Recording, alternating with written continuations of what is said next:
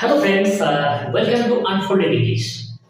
আজকে আমরা খুব একটা গুরুত্বপূর্ণ জিনিস করব, ছোট্ট একটা জিনিস বাট ভীষণ গুরুত্বপূর্ণ। এটা কিন্তু তুমি একদম ক্লাস 6 থেকেই কিন্তু আছে। যদি দেখো বইগুলো, 6 এর যে বইগুলো, ক্লাস 6 5 6 থেকে কিন্তু এই বিষয়গুলো আছে, ইচ এভরি ব্যবহার।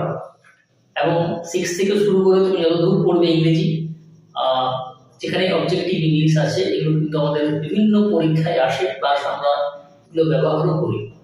কিন্তু এগুলোর সঠিক মানে হয়তো আমরা অনেকেই জানি না যে এগুলো আসলে কোথায় ব্যবহার করতে হয় বা কখন ব্যবহার করব, এগুলো অ্যাকচুয়াল মানে কি। চলো আমরা আজকে জেনে নিই। হ্যাঁ, আজ আমাদের পুরো কনসেপ্ট ক্লিয়ার হয়ে যাবে। দেখ, ইচ এবং এভরি ব্যবহার, ইচ অ্যান্ড এভরি ব্যবহার বা পার্থক্য, ঠিক আছে? Use of each and every বা বলতে পারো difference between each and every. Clear?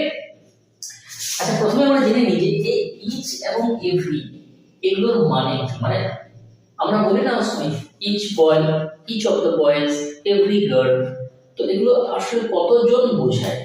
দেখ, ইচ মানে হচ্ছে দুই বা দুইয়ের বেশি। ইচ, ইএসএইচ, এইচ, এটা দুইও হতে পারে, আবার দুইয়ের বেশি হতে পারে। বোঝা গেল? Two or more than. আচ্ছা, এভরি মানে কি? দুইয়ের বেশি। ওকে, অর্থাৎ মোর দ্যান টু। তাহলে আমরা প্রথম পার্থক্য জানলাম ইচ এবং এভরির মধ্যে। ইচ হচ্ছে দুই বা দুইয়ের বেশি, বাট এভরি কিন্তু সবসময় কি দুইয়ের বেশি হবে, মোর দ্যান টু। এরপর জেনে নিই যে ইচ এবং এভরি এগুলো কোন পার্টস অফ স্পিচ। ঠিক আছে, দেখো ইচটা কিন্তু প্রোনাউনও হয়, আবার ইচটা কিন্তু অ্যাডজেক্টিভও হয়। ক্লিয়ার?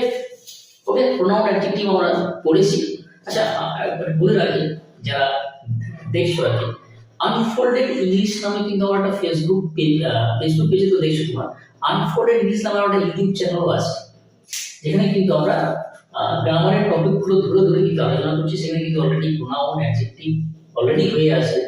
যারা প্রোনাউন অ্যাডজেক্টিভে যাদের মানে ক্লিয়ার নেই বা জানতে চাইছো, তারা কিন্তু ওই চ্যানেলে গিয়ে তোমরা দেখতে পারো। হ্যাঁ, তো ইচটা প্রোনাউনও হয়, আবার অ্যাডজেক্টিভও হয়, কিন্তু এভরি সবসময় কি হয়?